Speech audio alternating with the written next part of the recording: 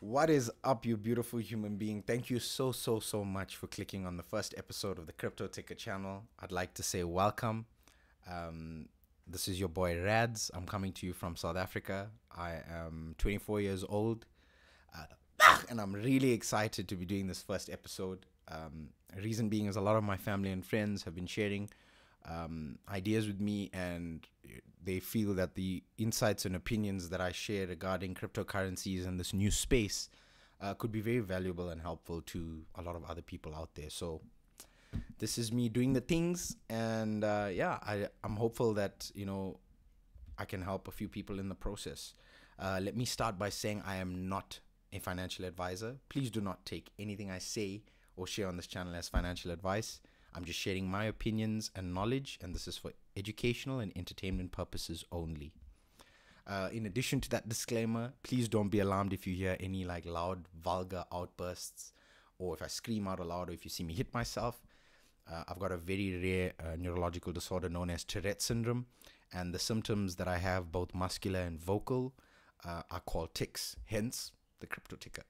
So, now that that's out the way, I wanted to start at the beginning. For someone who has zero knowledge about cryptocurrencies, and just try and explain it the best way I possibly can to you, in layman's terms and in conversation style. So there's three questions I want to get to, or three things I want to discuss. First is, what are cryptocurrencies? What is the difference between blockchain and cryptocurrencies? Because those two terms are used interchangeably often. And I want to discuss the first ever cryptocurrency, Bitcoin. So the first question, what is or what are cryptocurrencies? How I understand it is cryptocurrencies are highly sophisticated payment networks. Full stop. That's all they are. They are payment networks. Just like how we have the payment network or payment system that we know of with our central bank, such as South African Reserve Bank or the Central Bank of America, and their specific fiat currency being the US dollar or the South African rand. In the same way, the cryptocurrency payment networks, Bitcoin is the currency on that network that allows value to move on the network. That's how I understand it. The difference, second question, is there a difference between blockchain and cryptocurrency? I would say no. Reason being is blockchain is the underlying technology, so-called the code, or how the explains how the tech works, meaning that when transactions are done on these cryptocurrency payment networks, they are added to a ledger, a distributed ledger. What that means is no single entity, they are decentralized. That's what it means, meaning no single entity controls that specific network. Like your government, your central bank controlling that specific network. And how I understand it is that blockchain enables cryptocurrencies, and crypto cannot exist without blockchain and vice versa. The third thing I want to talk about is Bitcoin, the first ever cryptocurrency that was founded back in 2009, post-financial crisis. That scares me because, one, as much as it came out in 2009 and was known to the public, and it was created by an anonymous guy named Satoshi Nakamoto, one, I don't know where he's from, who he is, what he looks like, and frankly, I don't want to know. It scares me that something that was anonymously created like that can be worth up to almost 60,000 US dollars on its last all-time high run-up. So what people don't know is that cryptography, which is the code that enables blockchain technology and cryptocurrency, has existed since the 1990s, since before I was born. I was born in 1996. And if you have to search the web, and specifically the word cryptography, you'll see, whether it's Wikipedia or another platform, that cryptography has been discussed as early as the 1990s. So this technology is not new, and many people think it is. And that's why there's this whole buzz of what's going on in the world with Bitcoin, this digital form of gold.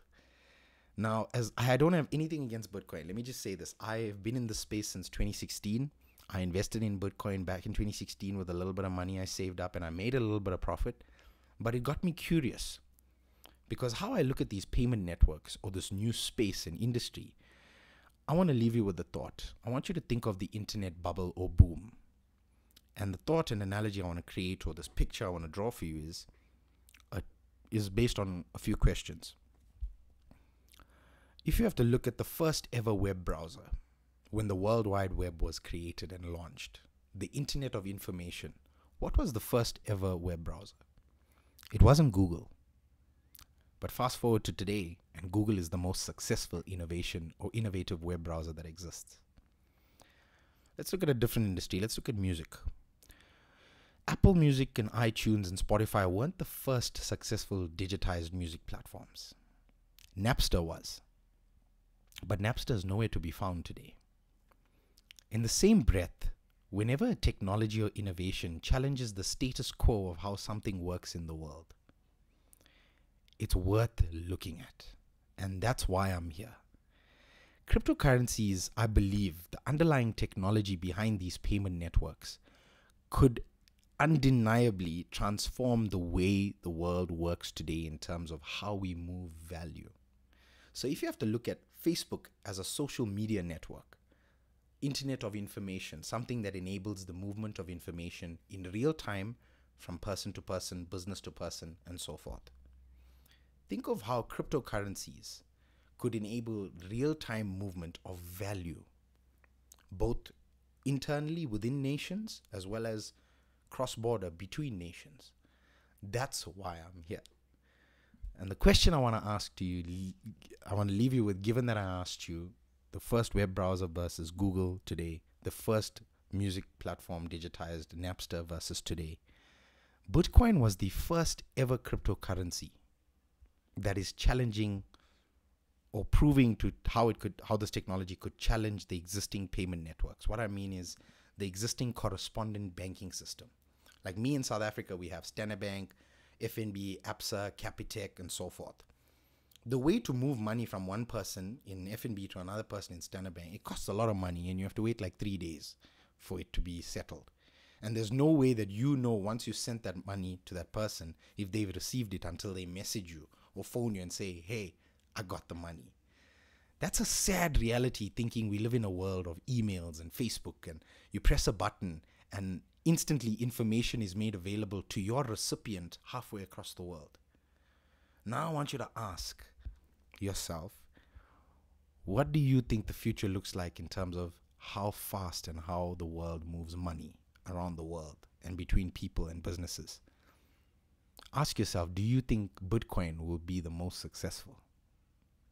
This is the Crypto Ticker channel signing off. I want to thank you so much for joining me on this. I ask humbly that you like, comment, let me know which you think is going to be the most successful cryptocurrency. Maybe if you're adventurous enough to share with me what cryptocurrencies you're currently looking at, or which ones you believe have utility, because that's my approach. I'm all about investing in projects and looking at making sound investment decisions in my 20s that'll secure me for the rest of my foreseeable future. So peace and love to you all. Please like, comment, subscribe, and turn on that post notifications bell icon so you don't miss episode 2. Much love.